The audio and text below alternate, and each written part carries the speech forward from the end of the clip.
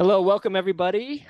I'm your host, Roger, and this show is the show for the 16th World Wushu Championships coming up. I have a very special guest, President Anthony Goh. Hello, President Anthony Goh. How's it going? Hi, Roger. Yeah, hello. I'm doing well. Thank you.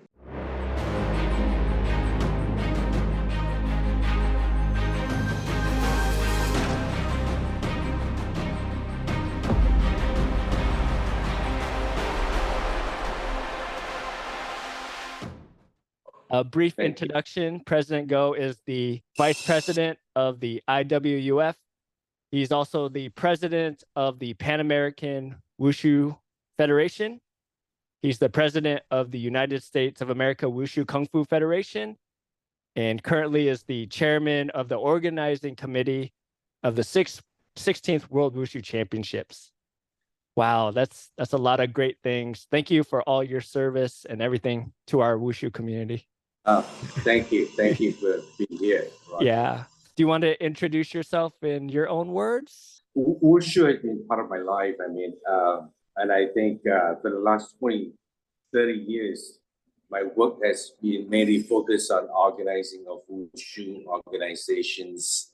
It is exciting that we are welcoming the World Championship to the US for the second time.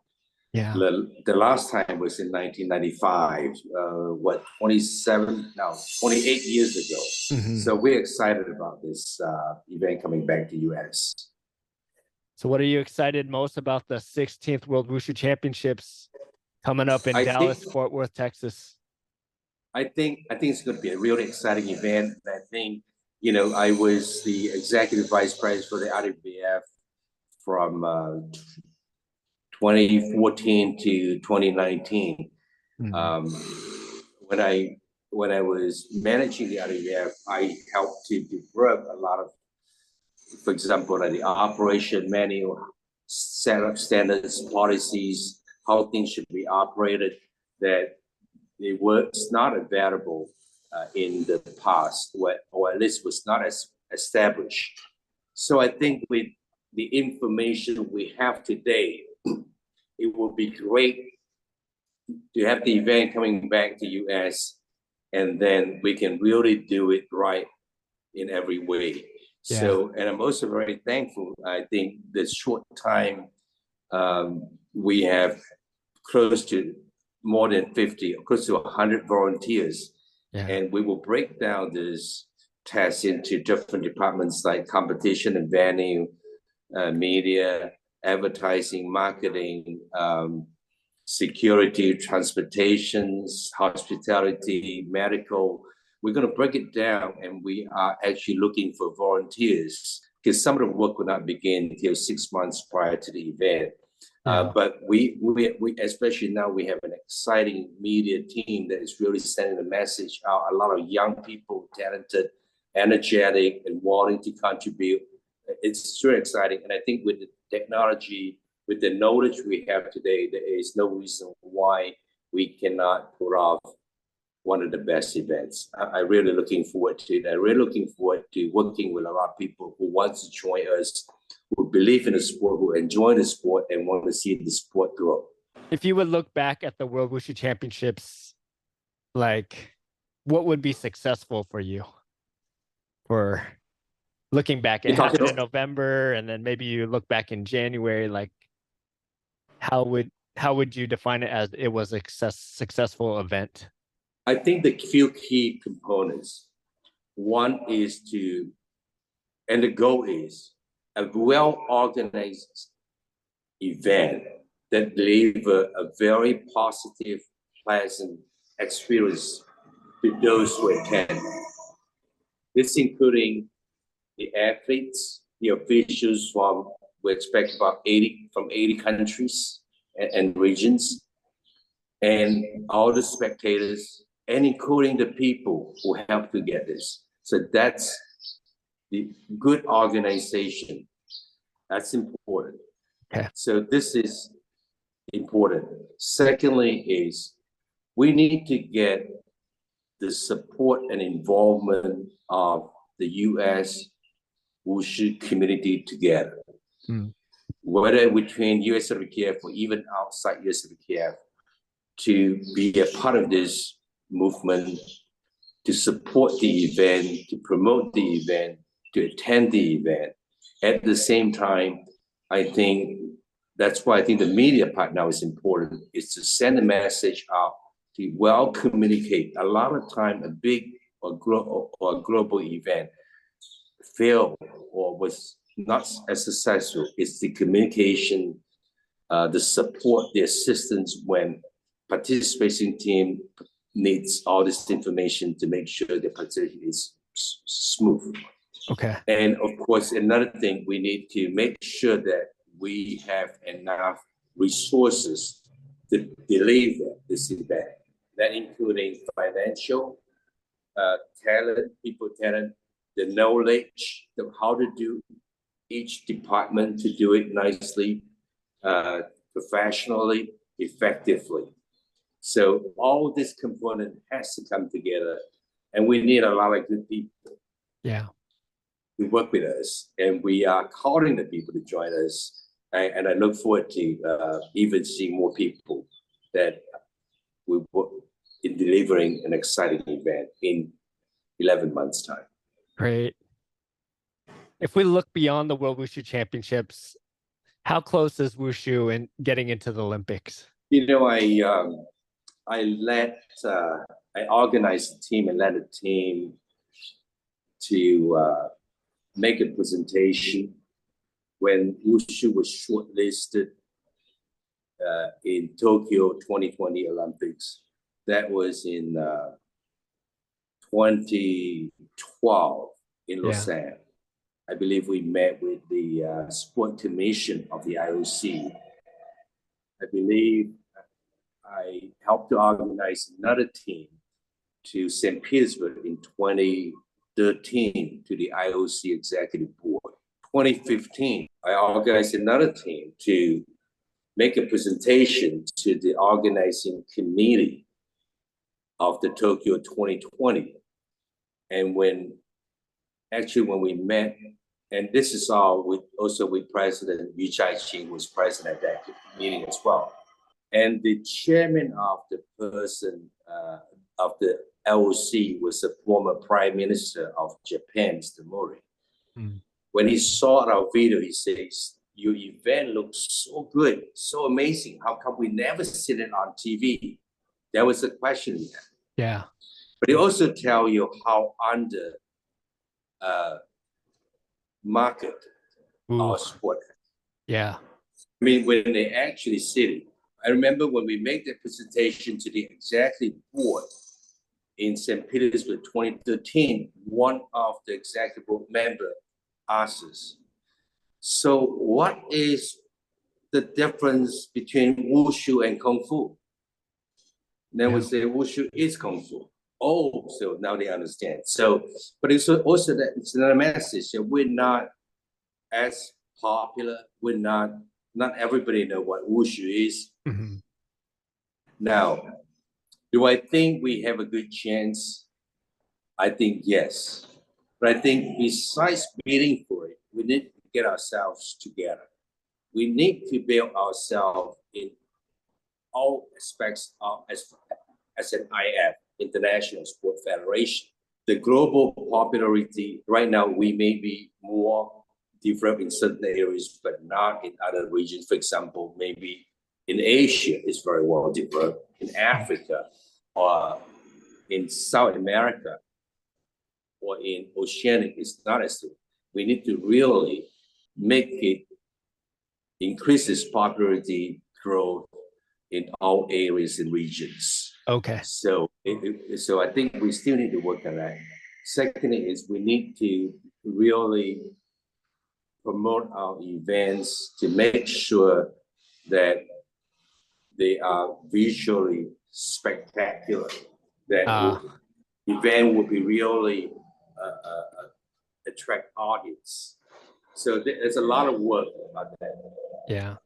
To really make all this event, including all the events run by national federations. And also, I think another thing is the commercial value. How do we build the commercial? For example, those mature and popular sports have big international sponsors that carries the name and support, and the sport needs those resources to move forward. So there are a lot of elements that we need to really organize ourselves. Now, back to the Olympic bit, I think since 1992, that when the IOC has amended the constitution, they would not add no more new sports because the so-called biggest gathering on earth is getting too big. And because it's so big, it's in one way, it kind of wasted a lot of resources that you have to spend billions of dollars to build those buildings, adding more sports. And it's not every sport is that popular. And I'm sure IOC have to evaluate this. Which sport come in is an asset. Which sport comes in, it's not an asset. Makes sense. So I think more important is that we have to build ourselves as an individual sport globally. There's a lot of work we need to do. And I think slowly the new generation has to take over. Sure. If you tell me personally, Roger, you should do this for our sport, what would it be? I think you have to pick one area that it's a strength. Okay. And you have the resources to do it. So we actually have to break it down into different components because it is a big project. So let's say if you are good at media and stuff, I'll say, hey, do this. Yeah. Do the promotion, get a team of people, build your network, go to interview the people, network with the people, and promote those events. And in a professional and effective way, regionally, globally. So it has to break down in different components, and then get the right people with the right resources and make each department working. Okay. So I think that's the way to do it. But it is a big project. Okay. And it's an ongoing project. Yeah, sounds good. President Go, what do you also think about like our rules in Wushu? I think I'm talking about Taolu. So the routines, do you think they're okay? They're too rigid? How are you feeling about the rule? I personally think that the rules are a little bit more complicated than it should. If we want it to be more easily understood, to popularize the sport, I think, and of course, this is an ongoing process. IWF, this technical committee has always been working on, but I think at some point we need to find an easier way for the scoring at a competition that's less complicated for the athletes to practice, especially in underdeveloped regions, for the audience to understand easily without have to be an expert or to be well educated in the sport to understand. So this is one way we got to work on. And I think there's always room for improvement, and we need to be flexible. We need to hear from our members, our athletes, our Wushu community, and make an effort to be innovative, to be effective, and to be inclusive. Yeah. I think there's still a lot of work that needs to be done, and I think we should continue to do that. I hear you, because sometimes I'm watching the competition and then they put out like a code 70 or 52, and then if I need to look it up, and I know I've done Wushu for a lot of my life, and then I can't imagine what a general person watching can't understand what's going on. Yeah. I think Wushu has to be something just like any other sport that people can, uneducated audience can appreciate it and understand how the scorings are done. I think that part is something that I think we need to improve. Okay. And yeah. How can our members and people in the community reach out and get their voices heard? What's the best way? I think USWK is very, if you talk about which organization here, Yeah. the USWK, I think our channel is very open. I think Kevin always have received messages, and I'm very open. For example, I mean, we get letters of complaint. I'll share with the board. I don't hide it. Yeah. Where people say bad things about us, they may not necessarily be bad. It's just things we need to hear. I'm very open, and we will share it. And hey, if we need to reconsider certain things, and we need to pay attention to certain areas that we, for example, I think in Brazil, we have coaches go in Brazil in July. U.S. team sent over 100 athletes, a total over 200 people to Brazil in July last year for the Pan American Wushu Championships. And when we have different coaches, and based on the number of students who actually were served on a team, but we also have some students who did not have coaches with them, and there were incidents that the students without coaches were actually performed without the guidance of a professional. When we hear this, we fix the problem. I mean, we hear this is no good. We got to improve our work. The board has discussion. We change and make sure that all the coaches, we change the policy and agreement with the coaches, who accept the position, to understand that this is something they have to be performing as coaches, regardless where the students come from. Our vice president, Ian Lee, Matt Wong, talked to the coaches on site during the event. So we have a very positive response. I think this is important because we're not perfect, especially an organization is based on a lot on volunteer efforts. But we should have a big heart to hear what people want us to hear. I myself, I like to, I speak my mind, I keep my ears open. I want to hear it. It doesn't have to be anything positive, but we need to hear it. And it may not be something that we're able to believe in, but at least we know what are the areas that we still need to work on. I think it's important. Yeah. I think in corporations, the presidents do a lot of town halls. Like every quarter, they'll invite people, workers, to maybe just chat. That may be something you could do just over Zoom or something, like whatever you all want to talk about. Maybe we could talk. We'll be happy to. Yeah. We'll be happy to. Sure. It sounds like a great idea. We'll be happy to. Yes. Okay. All right, President Goh, what's your final advice for people out there watching this? Anything about Wushu or life or anything you want to tell people? I think Wushu, Kung Fu, Sanda, Taolu, it's an exciting sport. I mean, many people are just like me. It's part of our life. And of course, it could be heaven and hell at times, just like anything else.